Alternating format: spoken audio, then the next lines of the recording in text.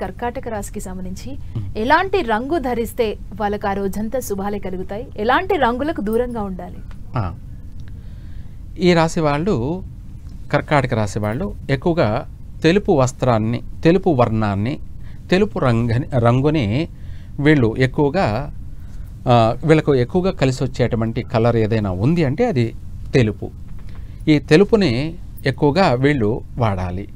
అలాగే ఇందులో మనకు పునర్వసు నక్షత్రం 4వ పాదము, అలాగే పుష్యమి నక్షత్రం 4 పాదాల వాళ్ళు, అలాగే ఆశ్లేష నక్షత్ర జాతకులు 4 పాదాలు జన్మించినటువంటి వాళ్ళందరూ కూడా కర్కాటక రాశి వారి. కాబట్టి ఈ కర్కాటక రాశి వారికి కలిసి వచ్చేటువంటి ఇందాక చెప్పుకున్న అదృష్ట సంఖ్య, శుభ సంఖ్యలు, వీటితో పాటు అదృష్ట వర్ణం అంటే తెలుపు వీళ్ళకు ఎక్కువ శాతంగా వీళ్ళకు మనశ్శాంతిని, ప్రశాంతతను, అలాగే అభివృద్ధిని కలగచేసేది.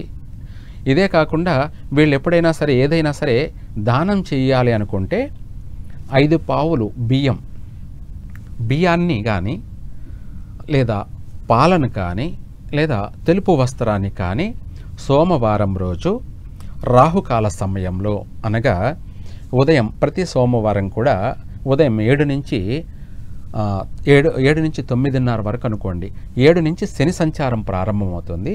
అలాగే 7:30 నుంచి 9 వరకు కూడా రాహుకాలం ఉంటుంది. కాబట్టి ఆ సమయంలో పాలన దానం చేస్తే పాలనైనా దానం చేయవచ్చు, లేదా తెలుపు వస్త్రాన్నైనా దానం చేయవచ్చు, లేదంటే బియ్యాన్నైనా దానం చేయవచ్చు. ఇలా చేసినట్టయితే వాళ్లకు సకల పీడలన్నీ కూడా వైదొలిగిపోతాయి. చక్కగా వాళ్లకు అన్ని విధాలా కలిసి వస్తుంది. అందులో ఇవన్నీ కూడా వీళ్ళకు కలిసి వచ్చేటువంటి వర్ణమే కాబట్టి, అలాగే ఏదైనా వాహనం కొంటున్నారనుకోండి, తెలుపు వర్ణం కొనడం మంచిది. లేదు ఇది కాకుండా సెకండ్ ఆప్షన్ ఏమన్నా ఉంది అంటే గ్రీన్, ఆకుపచ్చ కూడా కొనవచ్చు, లేదంటే బ్లూ అయినా కొనవచ్చు.